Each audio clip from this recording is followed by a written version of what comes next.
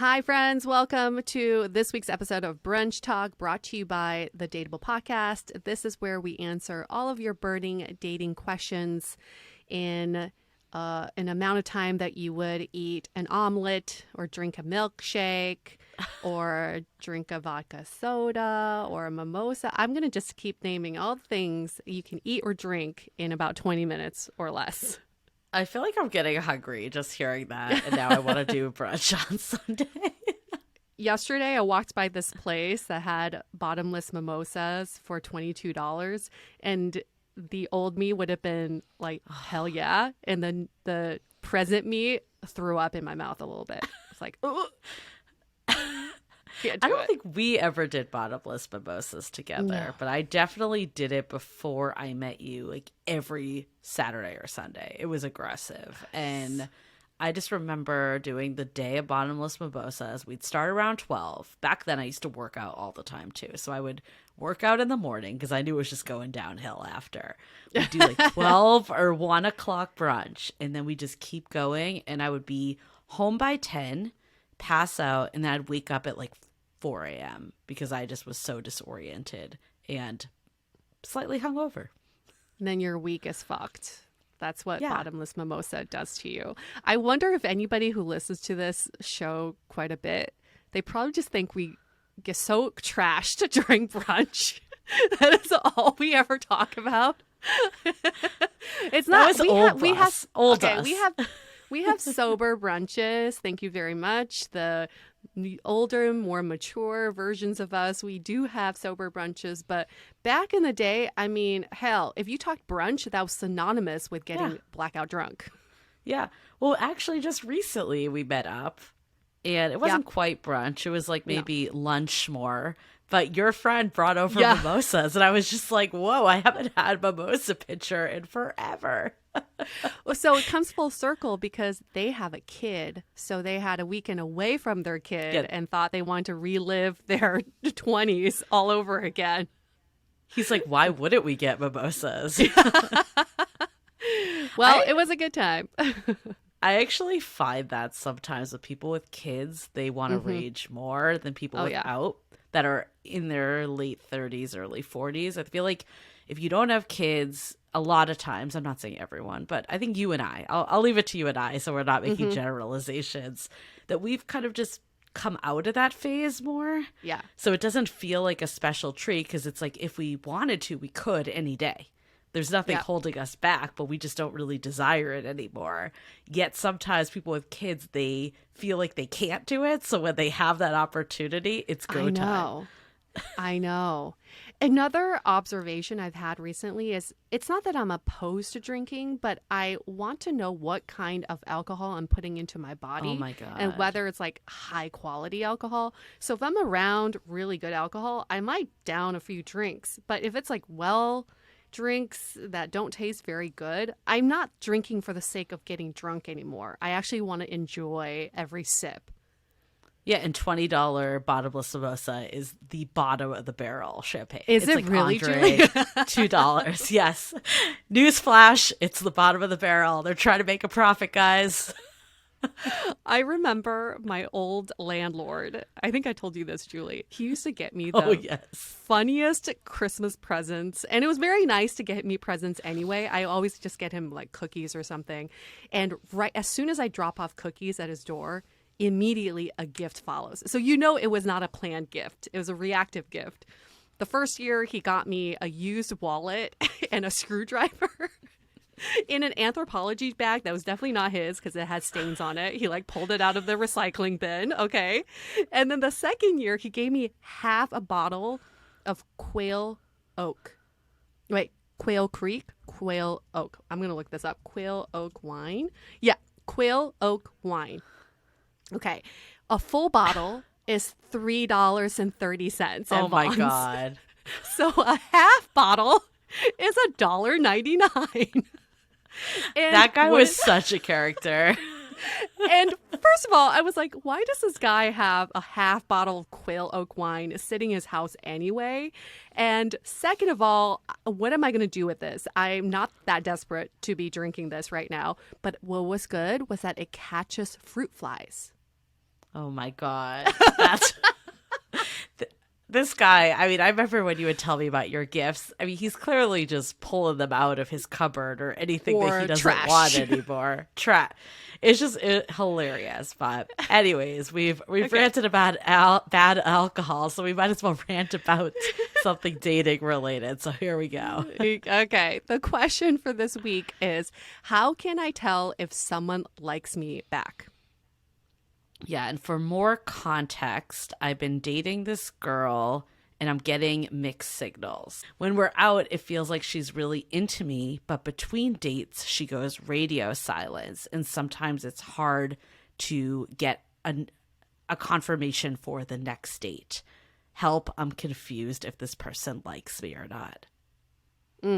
Okay, so first impressions of this question would be, if you have to question if someone likes you or not, it really doesn't matter if they like you or not. They're not giving you the right signals to have this be a healthy, stable relationship.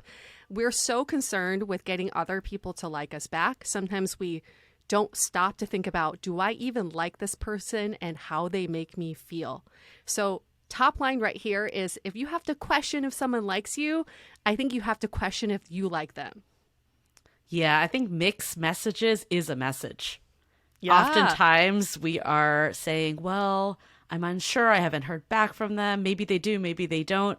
They're giving you a message without actually saying anything that it's not a priority to them. Maybe they still will go out with you when presented with the opportunity, but the lack of effort in between shows that this isn't something that's top of mind. Whether they like you, whether they're too busy, whether this isn't the right time in their life, it almost doesn't matter, because all that's happening is that you're not having the relationship you want to have. So a message is being told to you whether you like it or not. And we'll go into a little bit more detail of all the different scenarios that you might be thinking about. Is what you're asking in this question is, you're asking for, is it when they touch your leg? Is it it when they have a lingering look? Is it when they text you back right away? Those are all not signs of someone liking you back. Those are all signs of someone who may know how to build human connection or really know how to communicate. It has no indication of whether they like you or not. But what is a big indicator of someone liking you back is that they listen to you and they want to know how you're doing, and they want feedback on what's going on, because it shows that they care about you. If they didn't like you, they wouldn't care, like, how are you doing? Are you having a good time? Do you think we're, we have a potential for something more? And that just shows someone who's thoughtful in thinking about you, and that's a clear sign of someone who does like you. Yeah, I think also when they integrate you in their life, and this doesn't mean date one, you have to meet all their friends and family. I'm not saying that, but do they want to initiate plans at least once a week and devote a night to you? That's integrating you in their life. I think it's really easy to just say yes to dates and to show up and have fun and, like you said, kiss each other. We hear all the time, like, oh, but we kissed on the date, but then I haven't heard from them again. And I thought it was a good date, but we never talked afterwards. I think in the moment, it's easy to have fun, but that doesn't mean that someone likes you and can see a future with you. They're two very different things, and maybe is actually one of the most confusing parts of dating, because you think you had a good time, and they had a good time, but it doesn't equate to what you're actually looking for. Oh my gosh, that's so true. And just think about this. What are they doing that's easy, and what are they doing that takes effort? Kissing you is not hard. That doesn't take much effort, especially after a few drinks. Very easy to kiss someone. Holding your hand or stroking your hair, while you're together, that's all easy ways of showing affection. But what does take effort is someone who is making plans, someone who is reaching out, someone who is giving you that consistent communication and validation without you asking for it. That takes effort. So if you're looking for signs of someone liking you back, just ask, are they making the effort, or are they just relying on what's easy to do? Yes, I think too, what happens in between the dates is almost more important than what happens on the date. Yeah. Of course, you need that connection in real life, absolutely. But if you're seeing this, like the example we got, it's almost like hot and cold behavior that on the date it's on and it's clear they like them. But then in between, there's all these mixed messages and no messages and questioning that's happening. It feels like in that world, like that's the more difficult part, to get out of your comfort zone, to make the time, to start to integrate this person in your life and to be curious about this person. Those are the signs that they like you. And if that's not happening in between, it almost doesn't matter if you have a wonderful time on the date, pending you want someone that's going to be there for it all. I will throw this out to all of you and say that the onus is kind of on you for them to show you that they like you in a way that you want it to be shown. So instead of love languages, there should be like languages. You should be telling people, if you like me, if you want to spend more time with me, and if you want to continue this, then you would give me consistent communication. You would text me back. You would make an effort to see me, right? Like, I think sometimes we don't know how to express the like because we don't know the other person yet. So it's good for you to set that person up for success and say, these are the things I like in a partner. And if they don't do these things, it's a very clear sign that they're not making the effort to show that they like you. We also have to question, do I like them? Do I like not knowing where I stand? Do I like having it be hot and cold? Do I like questioning whether they like me or not? None of that sounds fun, in my opinion. I feel like I definitely used to be in the world where I'd always be like, does this person like me? I need them to like me. And then there was that switch that happened of, do I like them? Do I like feeling this way? And we see this in relationships too, is when you spend most of the courtship trying to get the other person to like you back, and then you end up in a relationship, you become resentful of them because you feel like, well, I spent all this effort trying to get you to like me, and how come this is an unequal partnership? Because you never stop to question, do you even like them and want to put in the effort? Right. So it's not a pageant. It does not mean that this is a popularity contest you need to win and you have to get everyone to like you back and everyone has to want to go out on a second date with you. Getting that second date is not a win. Getting that second date is a continuation of the conversation. There's no winning or losing here. And if someone likes you, it's not a win either. It's like it opens up the door for more possibilities. Yeah, I think the real question with it is, do I like myself? Because I think so many times we look at dating like validation, that if I can't get back to the second date, there's something fundamentally wrong with me. Why does nothing go to a second date? But if we can get out of that and just into, hey, I know what I bring to the table and someone's lucky to be with me, then that puts so much less of an onus on if they like you or not. It almost becomes, you're not evaluating all these signs and you're just knowing in your gut when something feels reciprocal or not. Yeah. We're in such a weird place of modern dating with the rise of dating apps and online dating, is that never have we ever been in a place where we are surrounded by eligible single people, this many eligible single people before. And now we are. So when we swipe on them, we automatically get that dopamine hit of, oh, this person likes me. But it doesn't really mean that. It just means that there's like the superficial connection on the apps.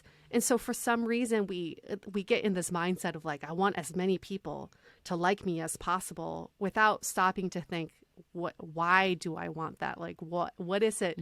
What does it say about me exactly that I need the vanity swipes to make me feel good about myself? So yeah, like maybe it's a good time to have a very open conversation with yourself and say, why is it that I need people to like me back? Yeah, and what does like even mean? Does it mean that they find you attractive and swipe on you? Does it mean they enjoy the conversation on a first date? Let's be honest, our date self on a first date, like how well do you really know that person? Yeah. Does it matter if they like you? Like that doesn't even show half of who you are, if not all of who you are. So it almost doesn't hold any weight of who you are as a person. And like is so subjective. And then I think we get in our heads too, like as things start to progress, like maybe we've gotten enough signs that, you know, they like us enough to keep going on dates, but we want to know, like, does this person really like me? And is this going to become a relationship? But it's less about do they like you and more of are they meeting you where you're at? Are they showing that they want to include you and they want to form a relationship with you? It's less about liking. And something that we discovered recently is you can be really good at getting people to like you back. And this usually happens with people who are interesting, who's had a lot of life experiences, who are adventurous, who may have a very interesting job. So maybe you're just so used to everybody flocking to you because you are just a fascinating person. But when it comes to depth in a relationship, you drop out because all you have going for you or relying on is this crutch of you being an interesting person. So it's not a pageantry situation and it's not about winning people over. If you know you have a winning trick to get people to like you back, good for you, but it does not set the grounds for a sustainable relationship. So then it's like, what are you really looking for? Right. Just liking each other doesn't mean that you're going to have a relationship with each other. No. You know, it could be what you're saying, like they're drawn to you, but they can't envision a relationship. Or maybe two people really like each other, but neither one is prioritizing a relationship right now. So it's how do we get out of the mindset of do they like me? And how can I also feel like we can't control if they like me. they like you. There's no way we can control another human being. All we can do is show up as ourselves and give as much of ourselves as we can to that other person in the sense of making them feel fully seen and heard, making them feel connected. And that doesn't mean that you need to force it, but so many times we think about being liked that we're kind of trying to put on this one woman show let me say that again, one person show. Actually, let me say it again. This one woman show or one man show or whatever gender you are. That's bad. Oh my God, this stuff is so politically correct at this point. Just one person show. Okay, I'll say that. We're trying to put on this one person show that we're failing to just connect with people at a fundamental level. I'm going to say this because I think this is also important to understand is that it's not about you. And we've done some coaching sessions with some of our listeners and they say, well, I need to bring a fun topic into the date. I need to talk about something interesting that happened in my life. I need to have good conversation on a date. What only really matters is on a date, you listen and pay attention to the person you're on a date with, and you show that you care about their life and who they are. It's not about bringing in the entertainment. Anybody can stream Netflix. Like, yeah, if you want to have an entertaining date, go stream Netflix on your date and then you don't have to talk at all. It doesn't matter what the content is you're bringing in. It's about the other person and getting to know them. So stop coming in with that entertainer mentality. Nobody paid for the show. Okay. They want their refund. You can go back to the box office and just come in as who you are, a genuinely curious and thoughtful and kind human being. Yeah. I always think of the episode you did with Andrew.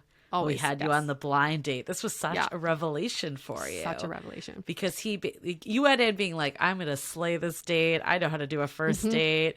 Of course he's going to like me. And then he said, it wasn't that he didn't like you, but he's like, I don't need to be entertained. I want to connect with someone. Yeah.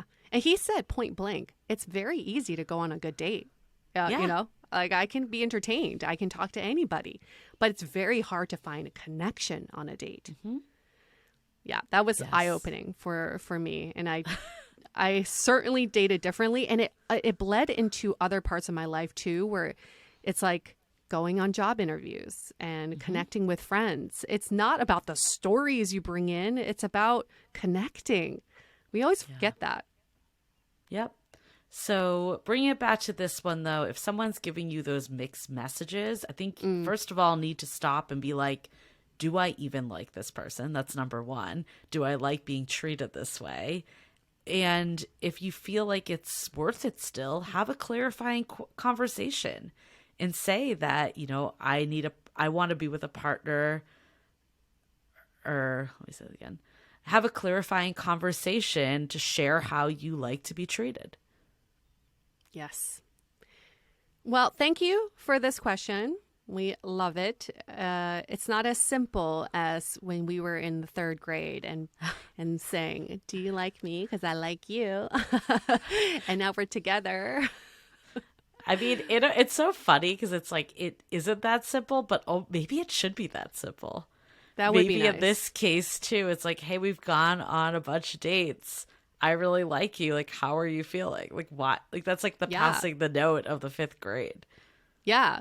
Sometimes you just need permission, right? Like, if you just open up the conversation with I like you, it gives the other person permission to say I like you as well. But if nobody says it, we call it, are you looking for a soulmate or a stalemate? We love this phrase, right? Like, if you're looking for stalemate, easy. Just keep asking questions to people who are not your partner, and then nothing will happen.